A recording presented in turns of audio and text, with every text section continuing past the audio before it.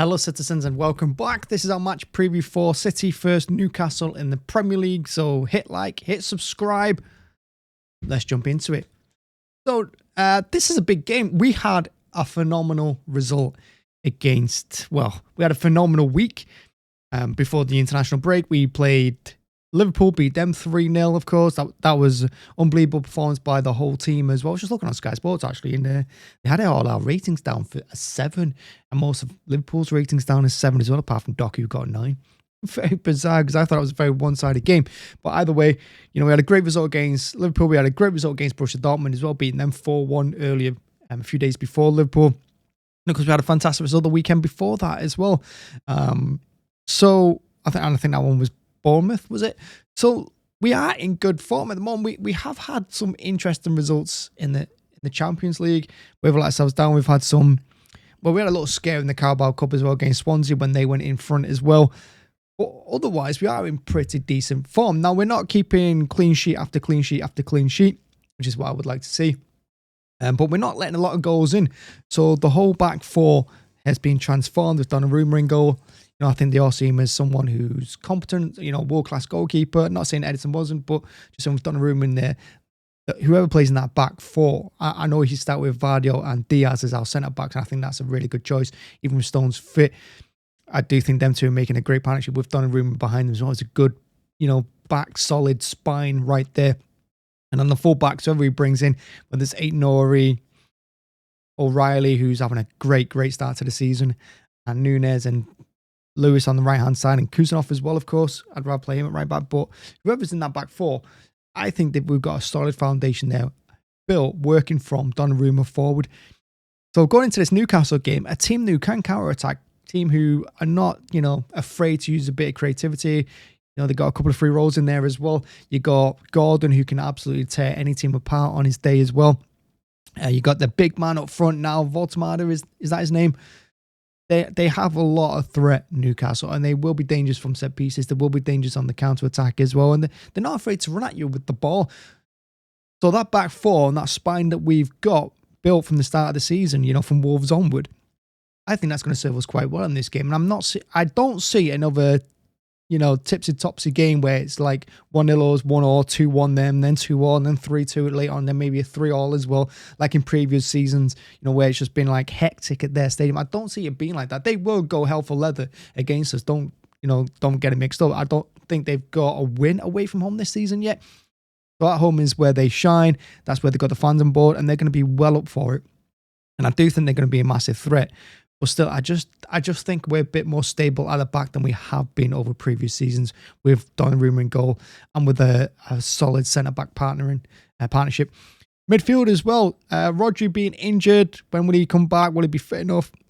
I think Gonzalez has stepped up in the last couple of games. We saw against Liverpool. I thought he was brilliant in that game. And I will be the first to admit, in previous weeks, I have said that I don't think Gonzalez is going to be good enough for us. But to be fair, he's only young, and he is improving with each game. And I think he's got the pace of the Premier League down pretty damn well. And I think he's doing what Pep needs him to do. And I think when he's got the midfield around him, when he's got like Foden and Bernardo, who are willing to just constantly press those players down and will run for the full 90 minutes as well, I think that massively helps that CDM, whether it's Rodri and Nico or Kovacic, whoever's in there. I think having Foden and Bernardo is just a, absolute, I think it's a saver for them, and I think it gets them a lot of trouble as well and lets them get forward and help with the attack. We saw that with Nico's goal against Liverpool. So that, for me, the midfield three, that's what I would go with. I'd go with Nico, Foden and Bernardo as well, because like I said, Newcastle are capable of countering with you, and they do want a hectic game, Newcastle. They do want one that's end-to-end, because they feel like if you push up to the halfway line, that's when they're going to be at their biggest threat. And I think we're having Foden and Bernardo in there. I think we'll break up a lot of their, passing through midfield. And they are capable of getting back and, like I said, going up and down the pitch for the full 90. Out wide, it has to be Doku. He had another fantastic game for Belgium the other day. I think he got 2 goals for them. He's on form. He got a fantastic goal against Liverpool as well. This ain't the time to be dropping him out and trying to rest him or trying to do something fancy from Pep. You play Doku in this one. And on the right-hand side, I think to complement him in this one, I think you're going to have to go with Savinho. And again, I've been the first to admit Savinho isn't really good enough at the moment. He can go past his players. He's quick.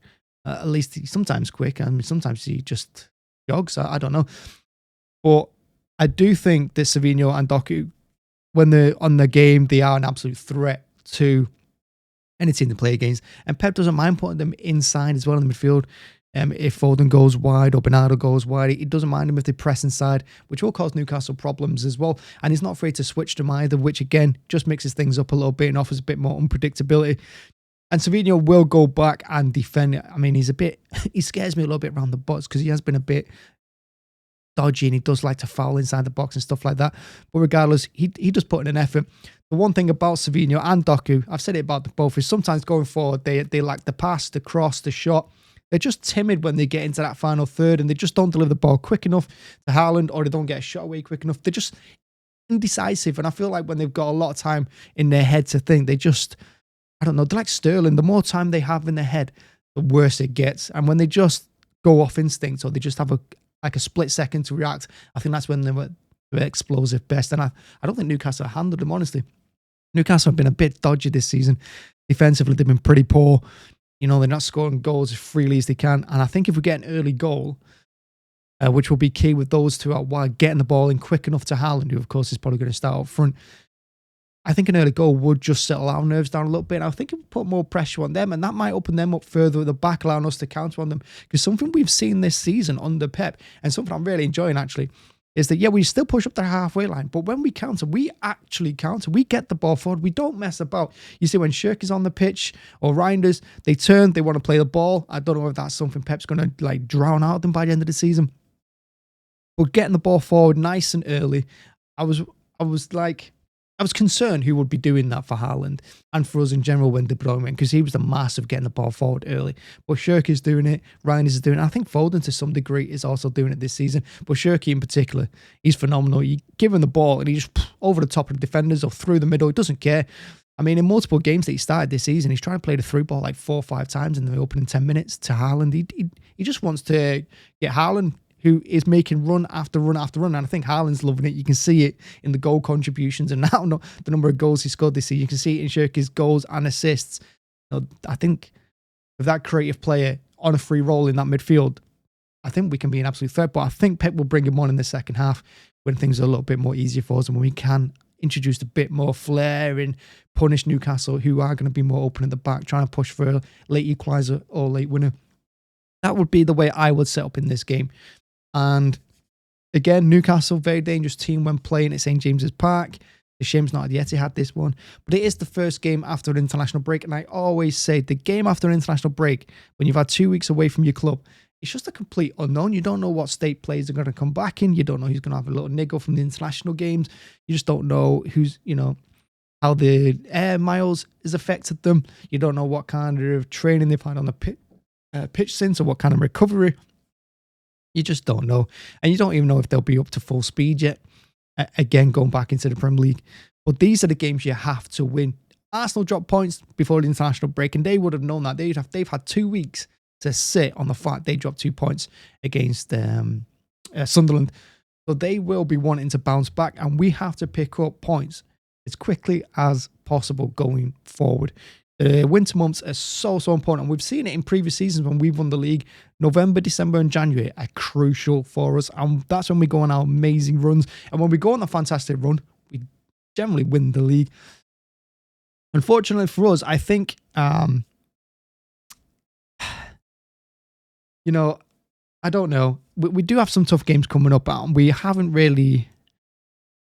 There's always that niggle in my head, basically, that City are going to throw away something. And after an international break, away to St. James's Park, it is a tough one to go, and it is a big, big test. We do have big games coming up as well. We have some easier ones. We do have a fairly easy running through November and December, leading up to Christmas, and we should be able to pick up mostly maximum points, hopefully.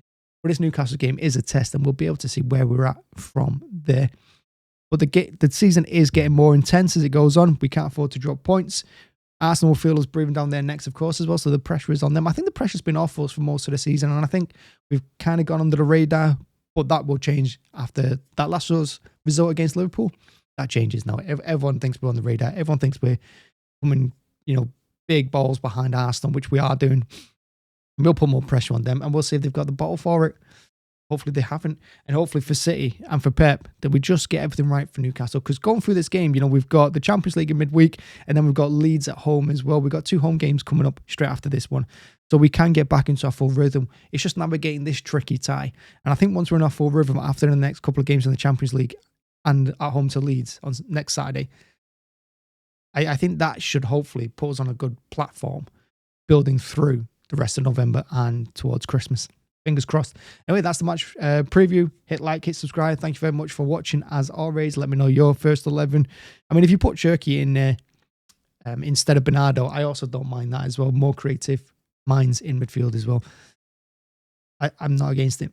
Or put Cherki on the right side instead of Savinho. Or put Foden on the right and put Cherki in the middle.